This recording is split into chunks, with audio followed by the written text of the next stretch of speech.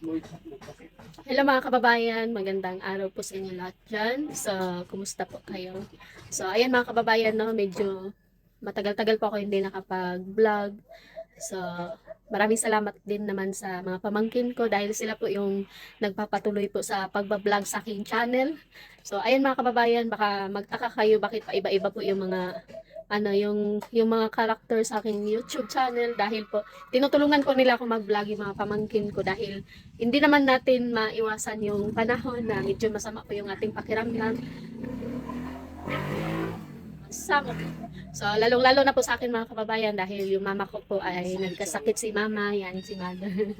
So, ano lang mama, galing siya nagkasakit tapos kaya yun, hindi po ako nakapag-vlog ng maayos dahil marami pa akong inaasikaso tapos nag-asikaso pa rin po ako sa anak ko yung pusa. So, nag-asikaso pa rin po ako sa mga nag-aaral ng mga bata. So, ayun. So, kasama ko pala si Nanay Lorna ngayon mga kababayan na nandito siya sa bahay dahil nananghalian siya. So, nanghalian anong oras na? Alas 2? Karon pa kaniud to nay? Yan naman. Yan naman. Ikan ko sa kuan sa Pidilong o Kamanga. Tapos, Nagbisita ko sa amang tinanong na kamuti o mga balanghoy. Tapos ako ang gipasayo karon si Chris. Kaya ako ang gipapasan sa kamuti. Pag abot po dito sa naitindahan, ibaligya, 600 ang halin, wa na ako ginakapas. Kay gikuha ni Chris ang kwarta kayo siya ako ang hulaman ki mama. Gipaayo po sa motor. wa na nabilin para sa imo ha. Isa ang kagatos na gipalit na to 1 kilo o kuan. Kanang sigarilyo. Sige man manigarilyo po lang isa. Na. Mao na nakapait unya ikaw nagakuhag kamuti, ikaw nagtalot. Sakit na gani akong lawas. No? Ikaw nanguha na, ikaw nanguha si Chris nagdala diri. Siya po nagdala. Di baligya. So sayang yung yung isang araw niyo doon na pagkuha mo ng kamuti tapos hindi ikaw yung Siya po hindi ikaw yung nakapag nagkaroon ng pera nandoon sa manugang sa asawa ni Juanita. Kaya yaw-yaw ko ganan amot ko yung kunga mana.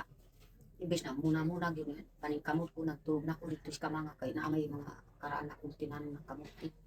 Pero ang kamuti ko dito, daghan kaayo ang bunga pinprinsya ka nang mababalayo kayo. Sipit na akong likod ba? Kanang babako ko para sa pangkonsumo. Isa kaliyang. Sayang na ato nay no na nakakwarta na unta ka nya gikuha ra si mo.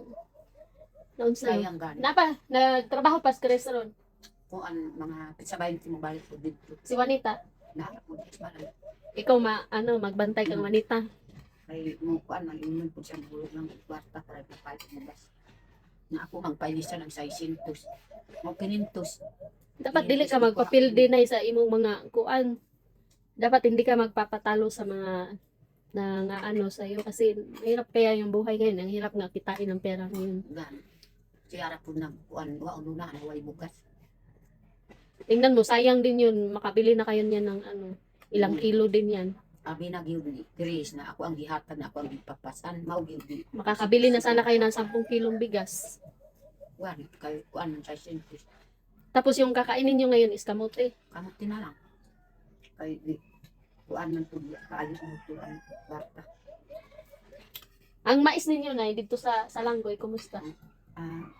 Ug na mo ato pud akong kanang kay tanaw kay murag kuan. Katong gipugas go nato dito, katong kami ang nagpahornal. Kuan mga Na-harvest na? apit na gud karon Agosto pwede na gud ma-harvest. Dili, katong una pa. Wa na gud. Wala na? Nakuan man sa init. Pero namoy nakuha ato. Mga buhara kataro na wa ko gyud nakas wa naka-harvest imong pong nag-harvest. Imong anak. Kay kanaman iyang asawa naman ang iyang mais Gipagalin. ipagaling ko niya. Nya okay ra na at least makakaon mo. Gitagaan man ka mo bugas. Ako mga tura kagantang kay pangandaman po sa iyang asawa ng anak. Naay mais po nila pero mga lubog pa. Karon mo sanggi na po si kuan harvest na po si mo. Mag-harvest siya ron. Dalaan na lang tong kuan nay. Pauyan ta sa sulat ko ha, udong. Ha? So yung ulam po ni nanay mga kababayan is udong. So sa Bisaya to mga kababayan, udong nalami. So hindi ko alam kung ano to sa Tagalog kasi parang hindi ako nakapag-encounter ng ganyan nung pumunta ko dun sa dati sa Pampanga. Hindi ko na-encounter yung ganyan na ulam. So yung natikman ko lang dun is mishmi. Yung miswa. So, yun. Dalaan na lang itong kuan na nabilin niya sudan niya sa kaldero. Ipakaon nila ready to mga bata. Isulod lang sa kuan. Silupin. Lamay silupin dito sa kuan. Yun, kundi rumah. Uy, kasi kat na kang kaldero. So, Tama na ako. oh, si kuan manggod si Kubay kay paborito man na niya.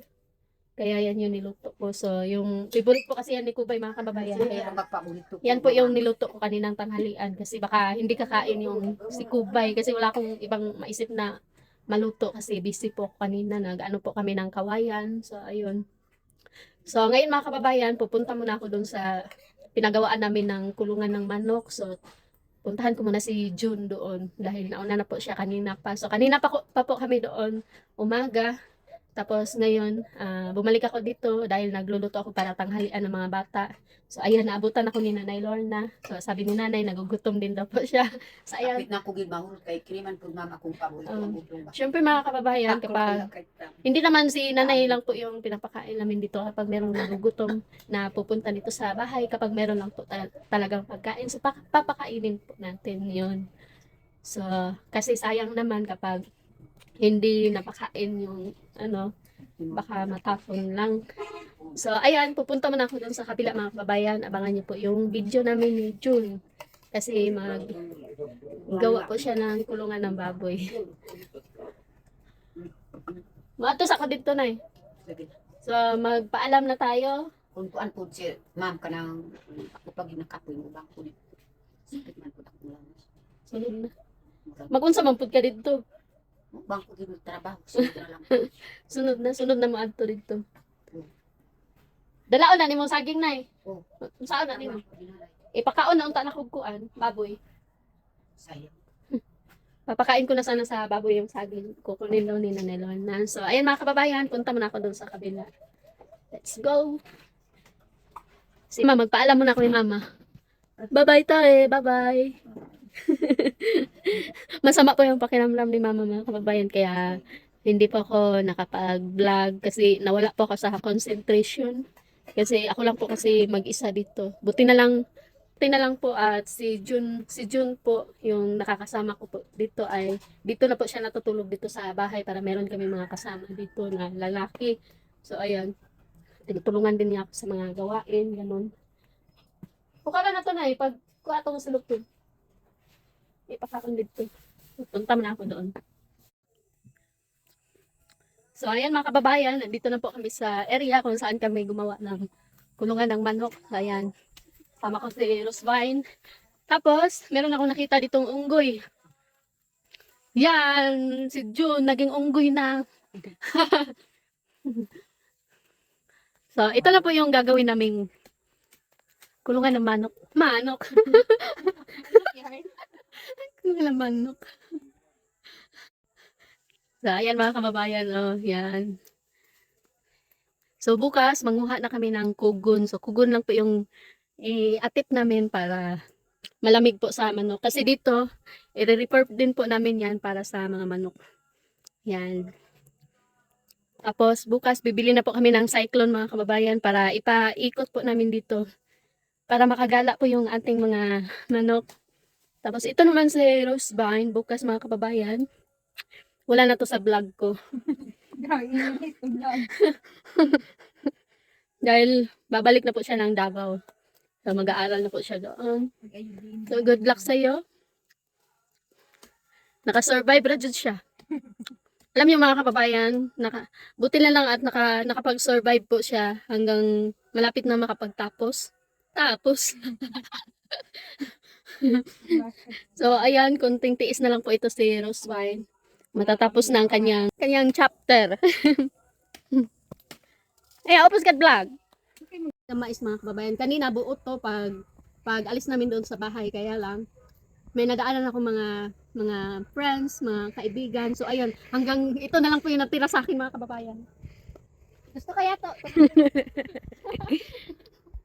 Gusto niya to. Yes. Kaya yun, ito na lang po yung natira. So kakainin ko pa rin. So let's go, ikaw na po.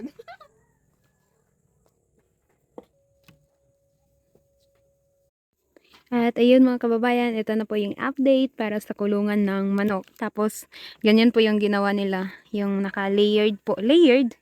Nakaano po yung kawayan kasi po dyan po ilalagay yung yung kalan. Tapos parang yung parang style ng paglalagay is parang i-double-double siya para mas safety. Tsaka mas mas makapal siya. Tapos ayun si Mama Aya, tinatapos niya yung pagkain ng mais niya dahil sa pagiging generous niya. Ganyan na lang kaliit yung natira sa kanya. Tapos ayun. Tapos, mamimiss niyo ba ako? Kasi po, uwi na ako Davao bukas. Mamimiss mo ba si Rosban? Wala. Daw. Wow ha. Kasi Wala nang maingay. sabi nila wala na daw maingay kasi bukas pupunta na ako Davao tapos doon ako magfo-focus na ako academics kaya subaybayan niyo pa rin yung vlog ni Mama Aya kung gusto niyo pauwiin niyo ko siya. Kung gusto niyo ng maingay sa vlog, pwede naman kayo mag-request na pauwiin ako tapos ako lang yung taga voice over ng vlog. 'Di ba? Ganyan lang talaga yung life. Kung ano yung gusto niyo yung matutupad kasi nga po love namin kayo. Kaya ayun, kwentuhan ko na lang kayo. Tapos yung pagpunta namin ni Mary Joy, makikita nyo doon sa first vlog na yung pagpunta namin doon, hindi pa ako nakapag-enroll kasi nga po yan, na scholar po ako, full scholar po ako sa school. Pero hindi po kasali doon ang internal fees. Yung internal fees po doon is para sa aming 2 days na retreat. Kaya po may 7K ako na need bayaran para sa pan-enrollment. Kaya po, yun, bukas. Bukas na po ako uwi doon. Tsaka ako mag-enroll. Tapos nagta-transfer na din po ako ng boarding house. Kasi po yung update nila doon sa boarding house, wala na daw mga tao doon, yung ibang boarders. Tapos yung mga gamit ko na lang yung natira doon. Kaya yun, magta-transfer ako bukas ng boarding house. Tsaka sa hapon mag-enroll ako. Kaya ayun, yun yung update sa aking life. Tapos alam nyo ba na magpa 5 years ako sa college? Naging kwento. Oh, yan yung background natin. Tapos kwento ko yung ko dito. Sasabihin. Tapos alam niyo ba, nagpa 5 years ako sa college. Mag 5 years na ako ngayon. Tapos, kasi nung second year, first sem ata yun. Yung first ko talaga na major is Bachelor of, gani yun? Bachelor of Secondary Education, major in Mathematics. Tapos, alam niyo ba na ayun, akala ko talaga like mga basics lang na mga algebra, ganyan. Kasi kaya lang man yung mga formula, ganyan. Tapos binagsakan man ako ng calculus tsaka logic. Ayun. Ayun. Kasi may proving, di ba, yung logic. Ayun. Doon ko na-realize na hindi talaga para sa akin yung field na yon. Yes, nag-shift ako ng other major, pero the same field, education pa rin. Pero into early childhood education. Tapos yung major ko na po na yan is yung scope po ng study namin is from 0 to 8 years old. So, ginastudihan po namin kung ano yung possible, ano yung mga behaviors ng mga bata, yung developmental milestone nila. Kaya yun, nag-enjoy naman ako kasi it's not lang na makaturo ka or ma-understand mo yung mga bata. Pero as girl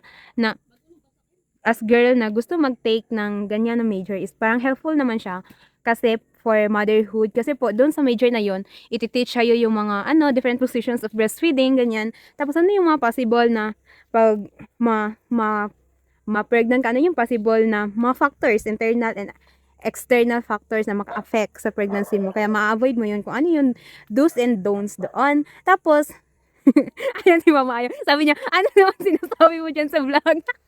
Kasali pa ba yan sa vlog natin? Kaya, ayun po. Tapos, sabi rin kasi nila na ang ganito pong major is in demand daw sa abroad. Pero kung papalarin talaga, if merong opportunities, i-grab. Pero pag yung plan ni God, yun yung ipa-follow natin. Kasi nga, alam naman natin na God knows ano yung best plan for us. Kaya go with the flow lang and pray for everything na nangyari sa buhay natin. Kasi hindi naman natin hawak yung yung hindi natin hawak?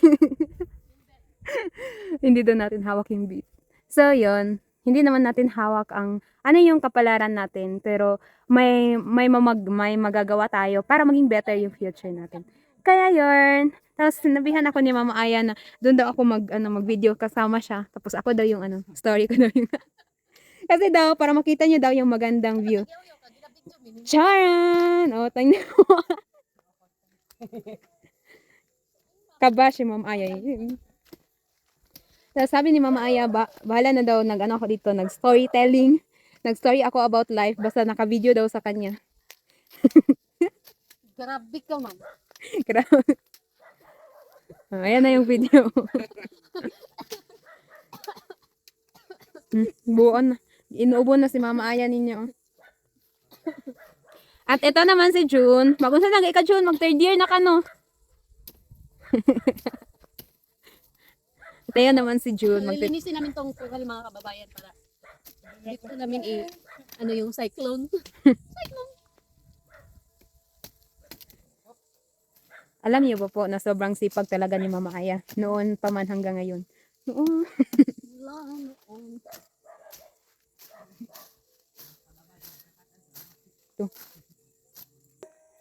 At ayun mga kababayan, nagsusukat po sila para sa cyclone. Ang ganda po ng background music ni Mama Aya. Siguradong hindi siya makaka-copyright niyan.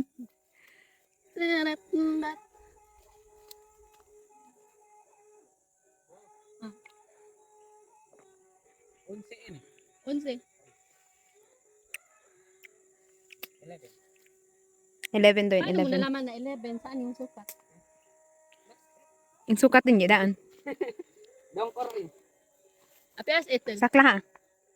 Aba. Kitangkot video ba? Mapanakit ko kod di. Ay.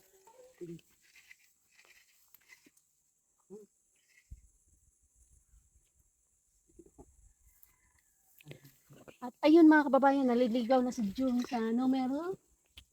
Kung ilan yung 1 feet. Kano do 1 feet. Sila. Two. Dos garo. Yapan wa? Hmm. So, Hindi man tayo mag-olog niyan, kaya dito tayo dadaan.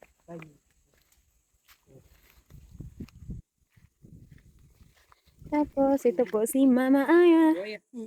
Tapos, ayun, gihawakan lang nila yung ano.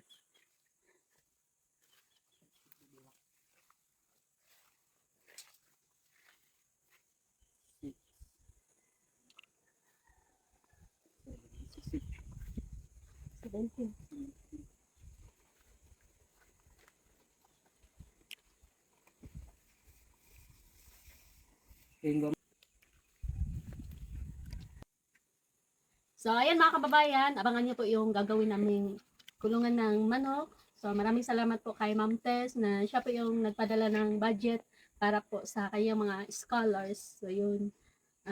Yung budget po ni Ma'am Tess dito is umabot po mga kababayan ng 42,000. So, kaya lang, pinatipid po talaga ni Ma'am Tess para magamit pa po namin yung iba sa mga ano, kung ano pa po yung mga kailangan para sa ano, sa magamit din po namin sa doon sa sakahan para sa mga scholars. Para sa manukan, yun. Tapos bibili pa kami ng cyclone. So, ang mahal po na mabili namin is yung cyclone at saka net. So, ayan mga kababayan, hanggang dito lang po yung vlog namin at maraming salamat po sa inyong walang sawa na pag-support sa mga vlog namin. At ayun, thank you very much.